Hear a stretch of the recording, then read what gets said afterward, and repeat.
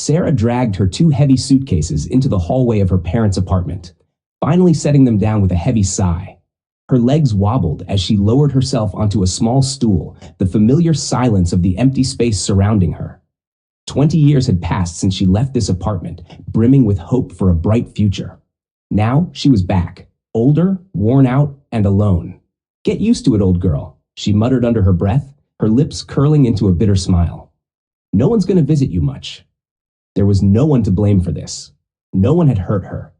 No one had plotted against her. She had lived her life, making choices as they came, and this was where it had led her, back to square one. 2 decades ago, she had been a confident, hopeful university student. Her future seemed full of promise. She had supportive parents who doted on her, and she was doing well in school. Nothing indicated the storm that was about to come. It all began with David, her future husband. Chapter 2. The Beginning of Love. Sarah met David one evening after a university exam, celebrating with friends at a cafe. He strolled up to their table, introduced himself casually, and joined in their laughter. They talked for hours, and by the end of the night, he walked her home. "Tomorrow, I'm introducing you to my family," he declared on their next date, with an air of certainty that both amused and flattered Sarah. He was several years older, already working as an engineer, and his confidence was comforting to her. He made her feel secure. Meeting David's family was like stepping into another world. His mother, Laura, was warm and kind, and his father, Peter, was a man of fine taste, knowledgeable about good food and wine. Their home was larger than most, and they welcomed her as though she were already part of the family. She couldn't have asked for a better reception. Within 6 months, Sarah and David walked out of the registry office as husband and wife. There was no real discussion about where they would live. His parents' home became theirs. Her father suggested finding their own place, but Laura gently resisted. "Let them stay with us until Sarah finishes her studies. It's too much for a student to handle a home on her own," she had said, her reasoning impeccable. And so it was decided. It seemed like the logical choice at the time, but Sarah couldn't help but recall that conversation now, sitting in her parents' empty apartment, with a bitter laugh. "You never did handle things on your own, did you?" Chapter 3. A Full House, Empty Heart. Sarah graduated while pregnant with twins, Michael and Sam. Those months were a blur, morning sickness, final exams, and preparing for the babies. She had been thankful for Laura's help. David was always working late, taking extra shifts to support the family, and Sarah had been too tired to argue. The twins were born in August, healthy and full of life. Sarah's recovery was slow, and once again, her mother-in-law stepped in, taking charge of the household and the babies. David's absence became more pronounced, though. When Sarah asked why he was always home so late, his answer was always the same. "I'm working to support us, Sarah. And besides, what would I do at home? The babies don't need me right now." His words stung. What about her? Didn't she need him? She shared her concerns with Laura, but the older woman dismissed them with a wave. "Don't worry, dear. He's doing his job, working hard for the family. And the babies are fine. They have us. Men don't really know what to do with infants anyway." Sarah wanted to believe her, but something didn't sit right. And then, one day, she saw it, how her boys ran to their grandmother when they needed comfort, not to her. When Sam scraped his knee, it was Laura who blew on it and made it better. Slowly, Sarah began to feel like a stranger in her own home. The realization came with a dull ache in her chest. The house was full, yet she felt utterly alone. Chapter 4. The Invisible Wife. As the years went by, the distance between Sarah and her family grew. David, now indifferent, spent his evenings glued to the TV or playing computer games. The smell of cognac lingered around him most nights. And the twins? They adored their grandmother, often preferring her company over Sarah's. She tried to bring up the idea of moving into their own apartment, but David didn't care either way. "Do whatever you want," he said with a shrug. "It doesn't matter where we live." That night, Sarah lay awake next to him, tears silently streaming down her face. She longed to feel needed, to be loved, but it felt like no one in the house cared. Even her sons treated her as a secondary figure, someone who did laundry and cooked meals, while their real bond was with their grandmother. Maybe it was too late. Maybe she should have fought harder, stood up for herself earlier. But she hadn't, and now the life she had once imagined was slipping away. Chapter 5: Missed Chances. When the boys were teenagers, Sarah's career had taken off. She became a translator, frequently traveling abroad for work.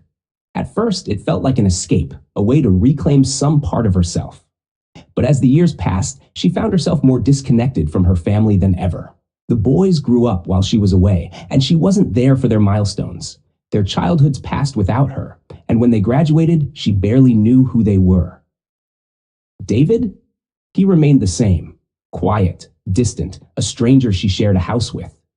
Their marriage was nothing more than a formality now, and neither of them seemed to care. When her parents died in the same year, it hit her that there was nothing left holding her to her in-laws' home. She offered David the chance to move into her parents' apartment, but he refused. "We're fine where we are," he said. But Sarah wasn't fine. For the first time in her life, she packed her things and left. Chapter 6: Alone Again. Now, sitting in her parents' apartment, Sarah looked around at the emptiness, feeling the weight of her choices. She had let life pass her by, always choosing the path of least resistance, always afraid to disrupt the status quo. And here she was, almost 40, alone, without her children, without her husband, and without a sense of purpose. Could she start over? Did she even want to? She wasn't sure. All she knew was that she had no one to blame but herself. It all started on one of those ordinary days that never hinted at its significance. Sarah had just finished her final exams, and she was celebrating with her closest friends at a small cafe near the university. The air was buzzing with relief and the giddy excitement of summer break ahead. They were laughing, drinking coffee, and sharing stories about their plans for the future when he appeared. David. He walked in like he owned the room, confident, his eyes scanning the crowd as though looking for something or someone. He was tall, with dark hair that fell carelessly across his forehead, and he wore a suit that seemed too sharp for such a casual setting. His presence had an electric quality, something that made the air around him crackle. It wasn't long before he zeroed in on their table. "Mind if I join you?" he asked, though it wasn't really a question. He was already pulling up a chair, his gaze fixed on Sarah, as if they were the only two people in the room. Her friends exchanged glances, curious but wary. Who was this man? He looked older than their usual crowd, someone who had already graduated from the carefree days of university life. But there was something undeniably magnetic about him, something that drew Sarah in before she could even process why. "You look like you could use a drink stronger than coffee," he said, his eyes twinkling with amusement as he flagged down the waiter and ordered a bottle of wine. Sarah's friends giggled nervously, but she felt a flutter of something unexpected in her chest. There was an edge to David, a dangerous allure, and it intrigued her in ways she hadn't experienced before. The conversation flowed easily, his charm effortlessly dissolving the initial awkwardness. He had stories, fascinating ones. He spoke of his travels, his work as an engineer, the deals he was making, and the projects he was leading. He seemed worldly in a way that made the boys in her class look small, insignificant. Before the night was over, David had eyes only for her. He wasn't shy about it either. Every word, every glance was directed at Sarah. He listened intently, laughed at her jokes, and leaned in close enough for her to catch the scent of his cologne, something rich and dark, like leather and spice. It was intoxicating. When it was time to leave, he stood up and offered her his hand. "Let me walk you home," he said, his voice smooth, with just the right amount of authority. Sarah hesitated for only a moment, but something in his confidence made her nod. Her friends shot her curious, envious glances as they left the cafe together. As they walked down the cobblestone streets, the evening air cool against her skin, Sarah felt an unfamiliar tension in the pit of her stomach. It wasn't nerves, it was anticipation. She had never met anyone like David before, someone who seemed to move through the world with such self-assuredness. "I'm serious about you," he said as they reached her apartment door. "Let's skip the games. Tomorrow, I want you to meet my family." Sarah blinked, caught off guard. She hadn't expected this. Such directness, such certainty. "Your family?" she echoed, unsure if she had misheard. "Yes," he replied, his lips curving into a confident smile. "I don't waste time. I know what I want, and right now, I want you." The words sent a thrill through her. No man had ever spoken to her like that, so decisively, so sure of himself. Most of the guys she knew were shy, awkward, fumbling with their intentions, but not David. He knew what he wanted, and he was used to getting it. "I'll see you tomorrow then," she said, her voice sounding far more confident than she felt. That night, Sarah lay awake in bed, replaying their conversation in her mind. Everything about him seemed too perfect, too sudden, but she couldn't shake the feeling that she had just stepped into something bigger than herself. What kind of man invited a girl to meet his family on their second date? But that was David. Fast, intense, impossible to resist. The next evening, when David came to pick her up, he was dressed impeccably. Dark suit, crisp shirt, every hair in place. He looked at her like she was the only woman in the world, and in that moment, Sarah felt a rush of excitement and anxiety mingling together. What was she getting herself into? David drove her to a grand house in a part of town she had only ever seen in magazines. His family's home was enormous, with a manicured garden and ivy climbing up the stone walls. It was the kind of place that hinted at old money, the kind that didn't boast about its wealth, but let it seep into every brick and window. As they walked through the front door, Sarah felt her heart race. The inside was even more magnificent. High ceilings, chandeliers, polished wood floors that gleamed in the soft evening light. And then there was Laura, David's mother, standing at the foot of the sweeping staircase, her sharp eyes assessing Sarah from the moment she entered the room. "Welcome," Laura said with a smile that didn't quite reach her eyes. She was beautiful, but in a cold, polished way, with perfectly styled hair and a wardrobe that spoke of quiet, restrained luxury. "David's told me so much about you." Sarah felt a prickling unease as Laura's gaze swept over her, taking in every detail, from her dress to her shoes. It wasn't disapproval, but it was clear that this was a woman who measured everything, including people. Peter, David's father, appeared soon after. He was a quiet, serious man who spent most of the evening lost in thought, swirling his glass of wine as if the act itself was more important than engaging in conversation. He said little, but when he did, it was with a voice that carried authority. Sarah realized that this was a family built on power and control, both subtle and overt. The dinner was a display of their wealth, the courses expertly prepared and presented, the wine flowing freely. But throughout the meal, Sarah couldn't shake the feeling that she was being tested. Laura's questions were pointed, probing, about her studies, her family, her future. And David sat beside her, calm and composed, as if this was all part of some unspoken plan. As the night wore on, Sarah felt herself getting drawn deeper into their world, a world that was both alluring and dangerous. She had never met people like this before, people who seemed to move through life with such precision, such calculated grace. When the evening ended and David drove her back to her apartment, she couldn't help but feel like she had just passed an initiation. Something had shifted between them that night. He wasn't just the charming man she had met at the cafe anymore. He was part of something much bigger, something much more powerful, and now she was a part of it too. "I told you," David said as he leaned in close before she got out of the car. "I know what I want." Sarah's breath caught in her throat. She knew she was falling for him, and fast. But there was a part of her, a small voice buried deep within, that whispered a warning. Be careful. But she ignored it. She didn't want careful. She wanted him. The day Sarah gave birth to the twins was supposed to be one of the happiest of her life. And in a way, it was. She had brought two beautiful, healthy boys into the world. But what no one tells you is that joy can be complicated, wrapped up in exhaustion, doubt, and the overwhelming sense that your life is no longer your own. After hours of labor, Sarah was too tired to do anything but stare at her sons, Misha and Sam, as they lay bundled in their hospital cots. David had been there for the birth, a steady hand squeezing hers through every contraction. But she could already feel him slipping away. The moment the boys were born, something changed. His smile felt forced, the excitement in his voice mechanical. He kissed her on the forehead, told her he loved her, but there was a distance in his eyes, a distance she couldn't understand. 2 days later, Sarah came home with the babies in her arms, and David's absence became even more pronounced. The apartment was a whirlwind of chaos, diapers, crying infants, and sleepless nights. David returned to work almost immediately, throwing himself into extra projects, extra hours. His excuse was always the same. I'm doing this for us, for the boys. But Sarah felt the sting of it every night when she was left alone, feeding one baby while the other screamed in the crib. She barely had time to shower, much less think about where her marriage was heading. Laura, David's mother, had swooped in like a guardian angel, offering her help in every way possible, and for the first few weeks, Sarah was grateful for it. Laura was the one who organized the house, calmed the crying babies, and cooked meals when Sarah barely had the energy to lift a spoon.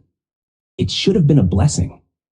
But as the days turned into weeks and the weeks into months, Sarah began to realize something strange. The twins didn't cry for her anymore. They cried for Laura. When they were hungry, they reached for their grandmother, not their mother. If one of them had a scraped knee, they didn't run to Sarah for comfort. They ran to her. It was small things at first, things Sarah could brush off. Sam preferred Laura's version of a bedtime story. Misha always asked her to cut his food into smaller pieces, but soon it became everything. The boys started calling for their grandmother in the middle of the night instead of Sarah, and if Laura wasn't there to tuck them in, they would throw fits until she arrived. Even their first word wasn't mama, it was nana. The realization hit Sarah like a punch to the gut.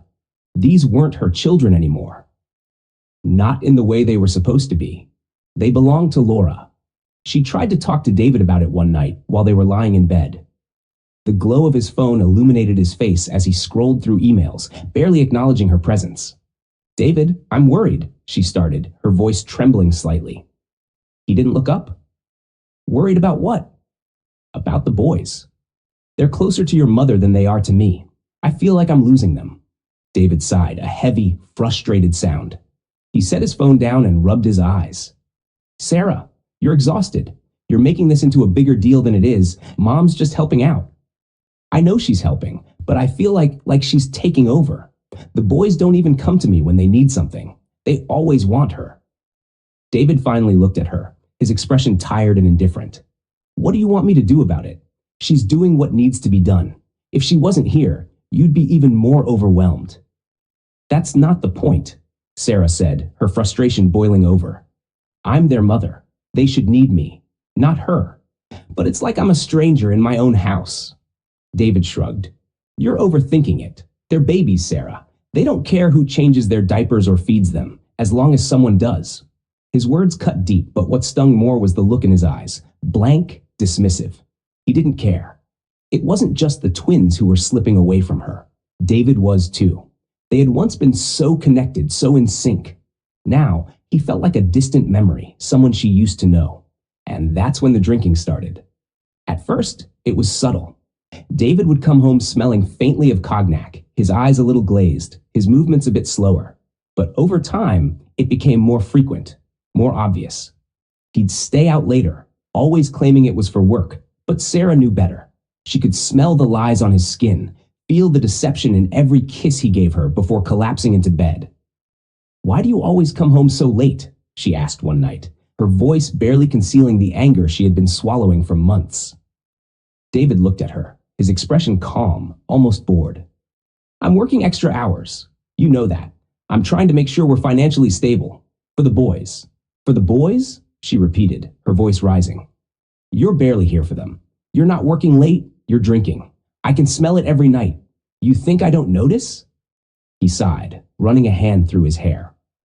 "Sarah, I don't have time for this. I'm doing what I have to do to take care of this family." "By avoiding us?" "By avoiding me?" she shot back, the words escaping before she could stop herself. "I feel like I'm raising these kids alone, with your mother standing in as their parent. And you're checked out, hiding behind work and alcohol." David's eyes narrowed, and for the first time she saw a flicker of something darker in his gaze. "You're lucky my mother is here. You think you could handle this on your own? Look at you, Sarah. You can't even manage a normal day without her help. The boys are fine. I'm fine. Maybe you're the one who needs to get it together." The silence that followed was thick, suffocating. Sarah turned away, her throat tight with unshed tears. She hadn't expected him to say it aloud, but she had felt it for months. She wasn't enough. Not for him. Not for the boys. From that moment on, things only got worse. Laura's presence in the house grew stronger, more omnipresent. She didn't just help with the boys, she ran the household. She decided what the children ate, what they wore, how their schedules were managed. And when Sarah tried to step in, tried to reclaim some piece of her motherhood, she was met with resistance. Not just from Laura, but from the boys themselves. "Mom, let Nana do it," Misha would say when Sarah tried to help him with his homework. "Can Nana tuck me in instead?" Sam would ask, his eyes wide with expectation. Each request was a small dagger to her heart, and yet she complied, giving in each time, because what else could she do? She didn't want to fight with her children. She didn't want to be the bad guy, but she wasn't their mother anymore. Not really. And as David's late nights continued and his detachment grew, Sarah felt herself shrinking. The walls of their spacious apartment felt like a cage, and every corner reminded her of a life that had once been full of hope but was now suffocating her. One evening, after a particularly long day, Sarah sat at the kitchen table, staring blankly at a glass of wine she hadn't touched. The boys were asleep, tucked in by Laura, of course, and David was nowhere to be found. She realized with a heavy sense of resignation that the house was full of people, full of life. But she had never felt more alone. Something had to change. But what? She wasn't sure she had the strength to fight for a life that seemed to be slipping further and further from her grasp. As the silence of the house closed in around her, Sarah realized that the home she had dreamed of, the family she had imagined, had become nothing more than a hollow shell, filled with people, but utterly devoid of the one thing she craved: love. The erasure of Sarah from her own life was gradual, a slow fade that she didn't notice until it was too late. It began with the small things, the way David would come home late and go straight to his office, barely greeting her, the way the boys asked for their grandmother before they asked for her, the way her own voice seemed to get lost in the noise of the household, like an echo that no one heard. David had always been ambitious, but after the twins were born, his ambition turned into something darker, an obsession with work, with staying late at the office, with making himself indispensable. It wasn't just about providing for the family anymore. It was about escape. And Sarah could feel it, like a cold draft that seeped in through the cracks of their marriage. Most nights, David came home smelling faintly of alcohol. At first, it was a glass of wine with colleagues. Then it became something stronger. Cognac. Whiskey. She noticed the change in his mood too, the way he became more irritable, more distant. He stopped asking about her day, stopped showing interest in the little things they used to share. They used to have conversations, real conversations, about their dreams, their future. But now it was as though he was living in a different world, one that didn't include her. It wasn't just his absence that hurt. It was the way he didn't seem to notice that she was fading away. "David, do you think we could have dinner together tomorrow? Just us?" she asked one evening, her voice tentative, as if she were testing the waters of their crumbling relationship. He didn't even look up from his laptop. "I've got a late meeting. Maybe next week?" "Next week?" she repeated, her frustration barely concealed. "You've been saying that for months."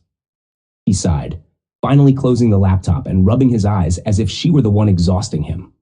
"Sarah, I'm busy. You know that. I'm doing this for the boys. For us. For us?" She could hear the bitterness creeping into her voice. "It doesn't feel like it's for us. You're never here. When you are, it's like I don't even exist." David's eyes narrowed, his patience clearly wearing thin. "What do you want from me? I'm doing everything I can to keep this family together." But Sarah knew better. He wasn't keeping them together. He was drifting further away with each passing day, and no matter how hard she tried to pull him back, the distance only grew. The worst part wasn't even David's detachment.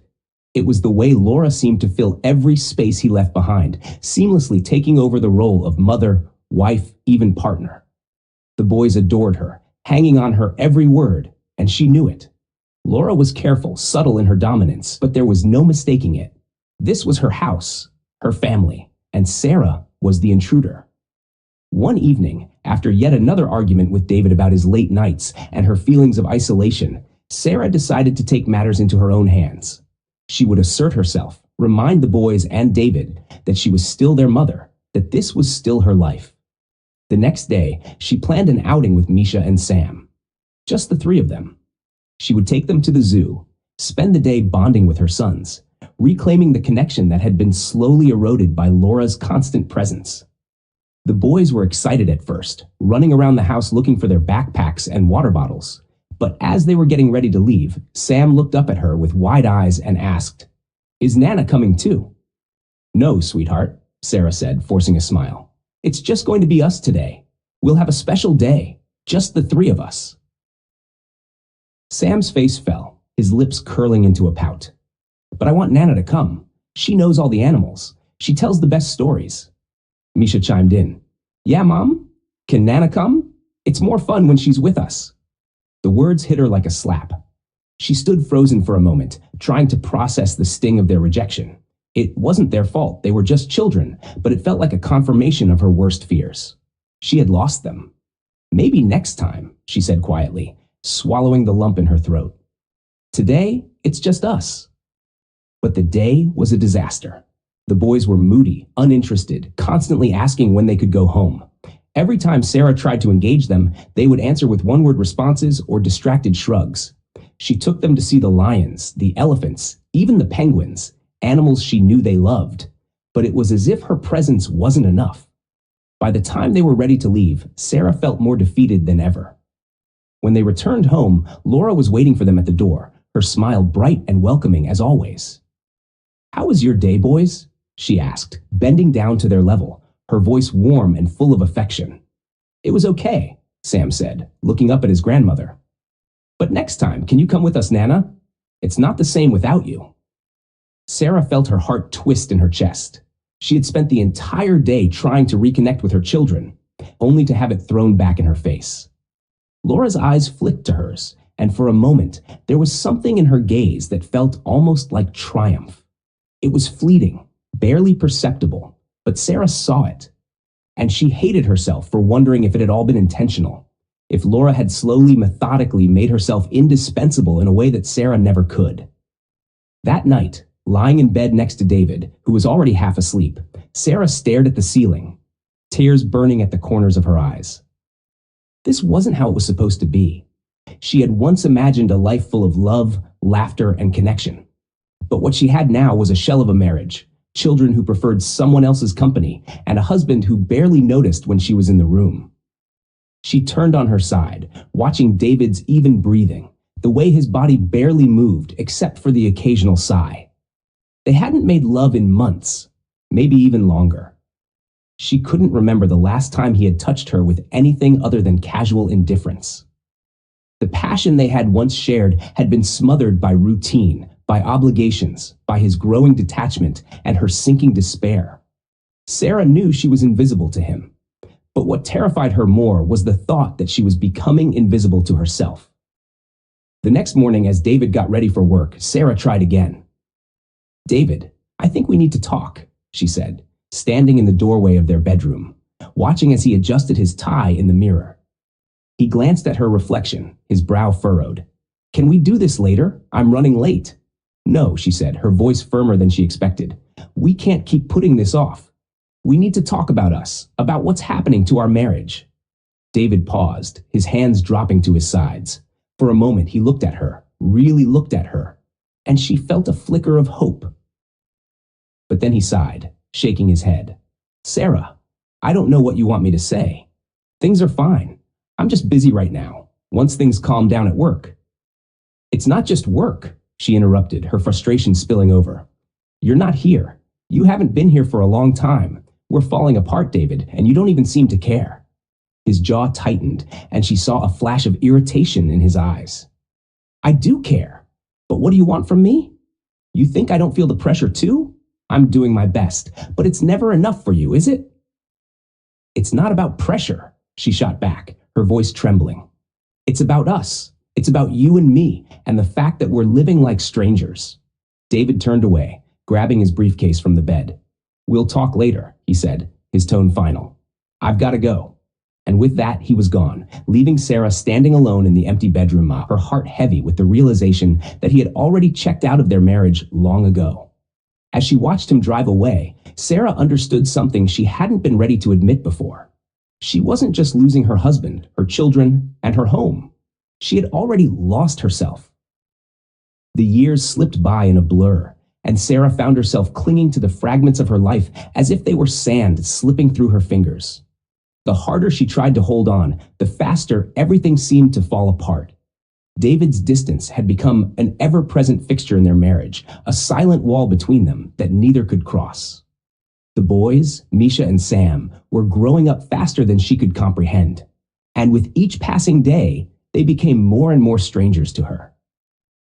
By the time Misha and Sam reached their teenage years, Sarah's career as a translator had unexpectedly taken off. What had started as a part-time job, meant to give her some sense of purpose outside the house, quickly evolved into something bigger. Her fluency in multiple languages had caught the attention of a large international firm, and soon she was traveling for work, meeting foreign clients, attending conferences in Paris, Berlin, and London. The adrenaline of the job, the deadlines, the urgency, the challenge was intoxicating. For the first time in years, she felt alive, seen, important. But with every trip abroad, she left behind more of the family she was trying to save. David never complained about her absences. If anything, he seemed relieved. Their conversations had dwindled to practical matters: the boys' schedules, household repairs, and finances. The passion, the intimacy, the connection. They were relics of another time, another life. She knew their marriage was on life support, but she couldn't bring herself to pull the plug. So she traveled, thinking that distance would give them both space to reflect, to miss each other. But each time she returned, the gap only widened. Then there were the boys. By the time they were teenagers, Sarah was little more than a guest in their lives. She missed their first soccer goals, their school plays, the parent-teacher meetings. Laura, ever the omnipresent grandmother, stepped in as the one who was always there, always present. The boys had become hers in a way Sarah could no longer claim. On one of her rare weekends home, Sarah found herself sitting at the dining table with Misha and Sam. David was, as usual, nowhere to be found, likely at the office or out drinking with colleagues. It was just her and the boys. She hadn't seen them in weeks, and the awkwardness between them felt heavy, almost unbearable. "So?" she said, forcing a smile. "What's been going on? Tell me about school." Misha shrugged, staring down at his phone. "Same old." "Yeah," Sam muttered, barely glancing up from his plate. "Nothing much." Sarah's heart sank. She had always imagined this moment differently. In her mind, she had envisioned heart-to-heart conversations, laughter, sharing stories. But instead, the silence between them was thick, oppressive. She didn't know how to reach them. She didn't know where to start. "You're both doing well, though, right? How's soccer going?" Sarah pressed, trying to find some way to connect. "Fine," Misha mumbled, his eyes never leaving the screen. "Grandma already knows everything," Sam added, almost as an afterthought, as if that explained their indifference. And there it was, the truth she had been avoiding for years. Laura did know everything. She knew their schedules, their friends, their favorite foods. She knew their moods, their quirks, the things that made them laugh. Sarah, on the other hand, was a stranger to their lives. A mother by name, but not by presence. And it was her fault. She had let Laura take over, and now there was no way to reclaim what she had lost. That night, after another failed attempt to talk to David, who had come home late, smelling of whiskey, and gone straight to bed, Sarah found herself standing in front of the large mirror in their bedroom. She barely recognized the woman staring back at her. The reflection was that of someone who had been erased, piece by piece. She used to be vibrant, full of life. She used to know who she was, what she wanted. But now, she wasn't sure anymore. Missed chances. That's what haunted her most. She remembered when David had first started coming home late. It had been after the twins were born, when the stress of raising two newborns had driven a wedge between them. She had sensed something was wrong back then, felt the shift in his behavior, but she hadn't acted. She hadn't pushed. She had been too tired, too overwhelmed, too afraid to confront the truth that David was slowly pulling away. Then there was the time when Laura had suggested that the boys stay with her for the weekend, so Sarah and David could have some time alone. Sarah had been desperate to reconnect with her husband, but David had canceled their plans at the last minute. She had spent that weekend alone in their house, staring at the empty chair across from her at the dinner table, wondering if they would ever find their way back to each other. But instead of confronting him, instead of fighting for their marriage, she had let it slide. She had told herself that it was just a rough patch, that things would get better on their own. But they hadn't. The biggest missed chance of all, though, was her failure to stand up to Laura when it mattered most. Laura had been a godsend at first, but Sarah hadn't realized how quickly she was losing her place in her own home. She had let her mother-in-law take over, allowed her to become the boys' activer, primary caregiver, while Sarah disappeared into the background. By the time she recognized what was happening, it was too late. There was one moment Sarah couldn't forget, one that replayed in her mind over and over again. It was the day she had returned from a work trip abroad, eager to see the boys, only to find that Laura had taken them to the park without her. When they finally returned, Misha had come running up to her, holding a new toy. "Look, Mom, Nana bought it for me." He had been so excited, so happy, and Sarah had felt nothing, no joy, no connection, just a hollow ache in her chest. That was the moment she realized she had missed something vital, something irreplaceable. As Sarah stared at herself in the mirror that night, she knew she couldn't keep living like this. She couldn't keep pretending that everything would magically fix itself. She had spent years missing her chances to reconnect with David, to be the mother her boys needed, to reclaim her place in their lives. And now, standing on the edge of 40, she knew she couldn't afford to miss any more. But the question remained, was it too late? The next morning, Sarah woke with a plan. She would confront David once and for all. She would demand answers, demand that they talk about their future, if they had a future. She would tell him how much she missed the man he used to be, how much she missed them. She would fight for her marriage, for her family, for her life. For once, she wouldn't stand back and let things fall apart. But when she went downstairs, she found David already dressed, his briefcase in hand. He glanced at her, his expression neutral, as if the tension between them didn't exist. "I'm going out of town for a few days," he said, his tone casual, almost dismissive. "Work stuff." "Again?" Sarah's voice cracked, but she tried to steady herself. "David, we need to talk. You can't keep doing this. We can't keep avoiding." "Not now, Sarah." He cut her off, his gaze drifting toward the door. "We'll talk when I get back." And with that, he was gone. Sarah stood there, her chest tight with frustration, her hands trembling. She had missed her chance again. Another opportunity to confront the truth, and once again, she had let it slip away. But this time, something inside her shifted. She wasn't going to wait for him to come back. She wasn't going to wait for another missed chance to haunt her. No more waiting.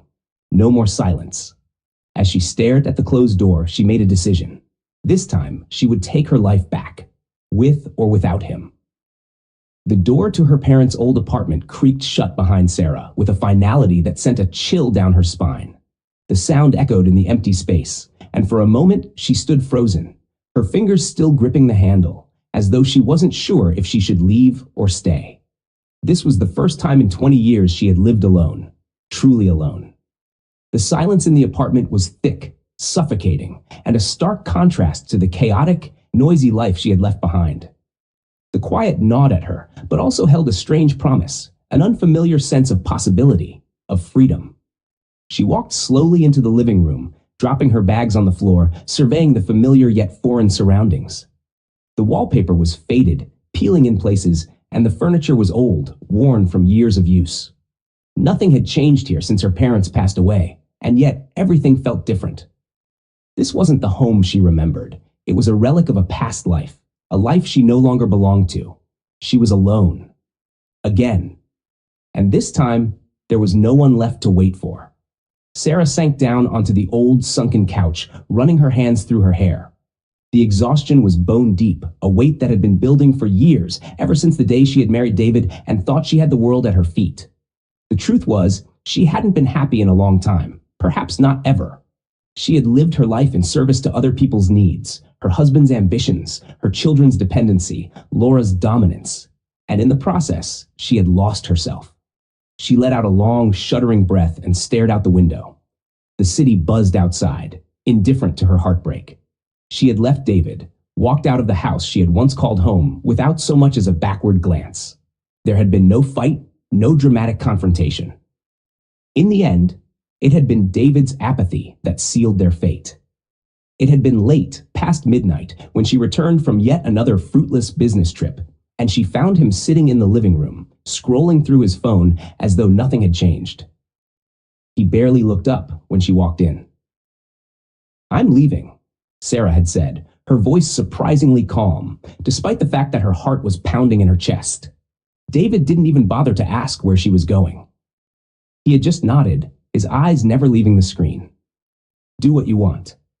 That was it. 20 years of marriage, reduced to 3 words. Do what you want. And so, she did. Sarah had packed her bags that night, quietly, methodically, while the boys slept. She had left a note on the kitchen counter, a simple message. "I'll be at my parents' apartment. If you need me, you know where to find me." But she knew they wouldn't come looking for her. As the sun began to set, casting long shadows across the room, Sarah felt a familiar heaviness settle in her chest. Regret, bitterness, and something darker, a hollow ache that had no name. She had spent so many years trying to hold on to something that was already broken, and now, faced with the reality of her new life, she wasn't sure if she had the strength to rebuild. Her phone buzzed, cutting through the silence. For a moment, her heart leapt, a small, irrational hope flickering inside her that maybe, just maybe, it was David, or one of the boys, reaching out. But when she glanced at the screen, it was nothing more than a notification from the bank confirming the transfer of funds from their joint account. She was officially cut off. She let the phone slip from her hand, her shoulders slumping as the reality of her situation settled in. She had no idea what came next. The thought of starting over at nearly 40 was terrifying. She had spent so long being a wife, a mother, a caretaker, that she wasn't sure who she was without those roles. How did you build a new life when the old one had consumed you completely?